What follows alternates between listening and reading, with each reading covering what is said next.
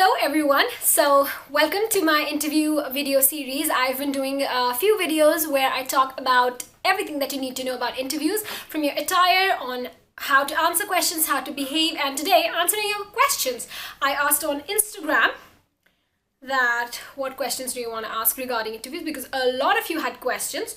So let me just pull them real quick. First of all, I'll talk about this question that someone had asked me on personal message. These questions are strictly about cabin crew interviews, so if you're not interested in that, you can maybe click out, but if you're interested, just for information, you can maybe keep watching. So the first question is, what is the interview process? What do they expect from us? What happens in the training? And do you have to give any tests, and what happens if you fail that test? So she basically asked everything here. This is Priya Pandey. So she's asking about cabin crew interviews and all, basically. So what is the interview process? You have a few rounds in cabin crew interviews.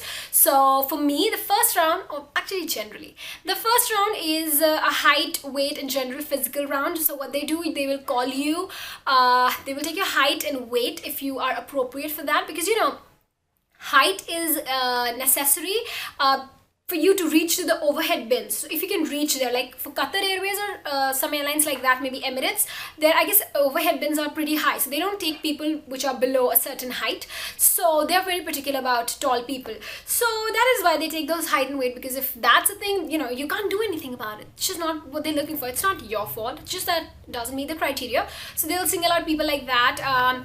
They'll check your teeth or something. If you have really gross teeth, they will maybe ask you to get it clean or something, but they're not that selective about it, and they'll see if you have any visible tattoos. This happened to me in CHIT Airways. There's a video about it, please watch.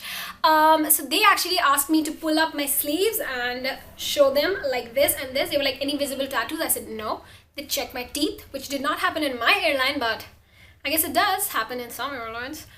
So they checked that general stuff. Done. Second round in my airline was grooming. So they actually fixed my hair and everything to make me look how I would look if I got the job. So which was really nice, because hey, I don't know how to dress up for your airline. So they dressed me up and they see if I look good enough for them, right? That was in my airline, and that really puts an impression on the rest of the rounds. So I thought that was really nice. But if you do want to know how to dress for an interview, I've done a video on that. You can watch it. Third round in my airline was a medical round. Yeah. So there actually they checked the height and weight. In my airline, the first round was grooming. Second, they checked my height and weight and everything, asked for visible tattoos. So first, second round are like this only. Third round is when you meet someone, maybe an HR. In my airline, the first round was also HR, because they see your communication skills. Yeah, in the first round, they talk to you a little one-liners to know if your communication skills are good enough, if you can talk properly, if your pronunciation is right. So in that round, maybe the first round or the third round, one of the starting rounds, they ask you like, why do you want to join? Tell me something about yourself, things like that. And then there's a round. So this is where I went with the CHIT Airways. There they were actually taking a written exam after that. Maybe your English and all, some airlines do that. Some airlines have a group discussion after that. They see how you work with other people, how you interact with other people. That happens. In my airline, there were about 3 rounds with HRs. They were like senior, senior, senior, and the last round is with the president of the company. So the rounds are basically like this. I've heard that in hotel management also things are like this. So what do they expect from us? They expect good communication skills from you. They expect professionalism. They expect professionalism, and they expect what else? That's about it. Professionalism and good communication skills. What happens in training? They teach you, for cabin crew, they teach you everything. So what kind of aircraft you're working on, you need to know everything inside and out on that aircraft. I'm telling you what my courses were. They're ab initio course. Then you have first aid. You have to learn that. You have emergency, that if there are emergencies, what kind of emergency, what you're supposed to do with it. You have AVSEC, which is aviation security. You learn about dangerous goods. You learn about English communication. You learn about grooming. You learn about customer service. You learn about the actual aircraft, which ours is Airbus. So that module was called Airbus. There's one more thing. Self-defense. So 10 modules, 3 months, you are packed. You don't have a social life. You have to learn. And by the way, for my airline, the passing marks for all this is 90 out of 100. So even if you got 89, you fail. So that's how hard it is. And the last is, do you have to give any test? And what happens if you fail that test? As I said, you have to give exams. They're so bad, so bad. You have to give vivas and all. It's like a stressful time. I don't even want to remember it. It's that bad. I even cried. Anyway, what happens when you fail that test? In my airline, there's a policy that if you fail once, like you have 3 strikes. If you fail once, you can get a re-viva or re-exam. You fail that, so that was your first strike. If you fail the second time, you get a re-exam. But if you fail the third time, if you fail the third time, it actually depends from exam to exam, but basically if not, you get relegated. So you're out from that batch, you'll get some other batch whenever they have an empty seat for you in that batch. That's what happens. And if this happens thrice, you're out of the company and you can't join back. Like even if an interview, if you don't get selected in an interview, you are blacklisted for 6 months. You have to come back after 6 months only.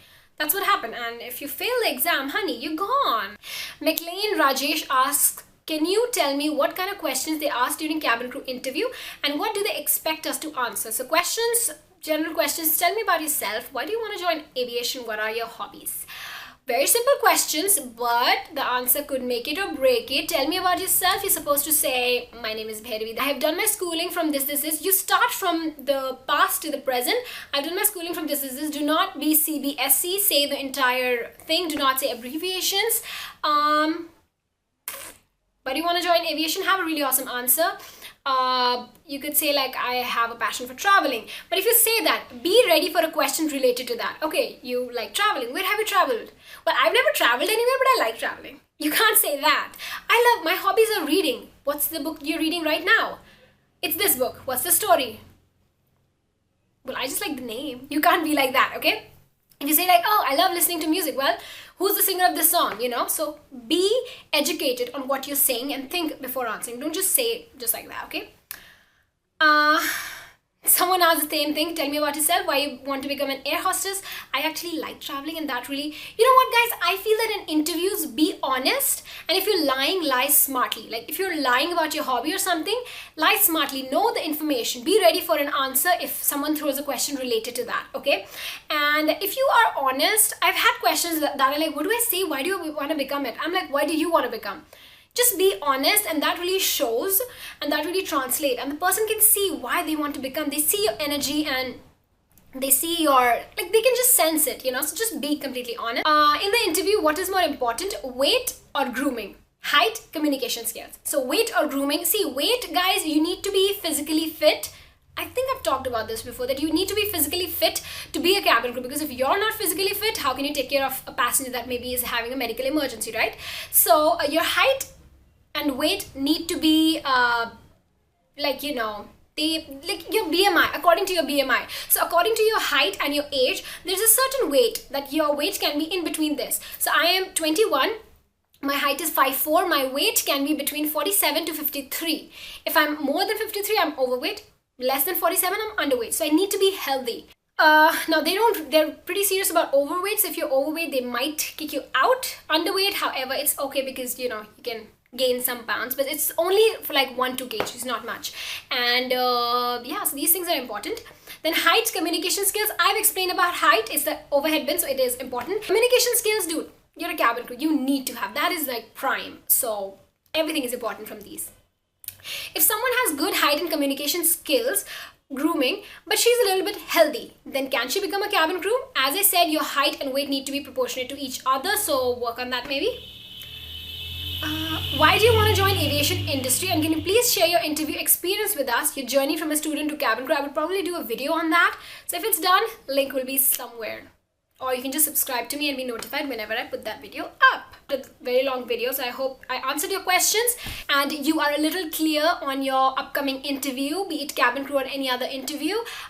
Subscribe for more videos like this, and if you want, I have an entire playlist called Cabin Crew 101 where it is all about being a cabin crew. So enjoy that after this, and I'll see you in my next video. Bye bye. My throat is gone now.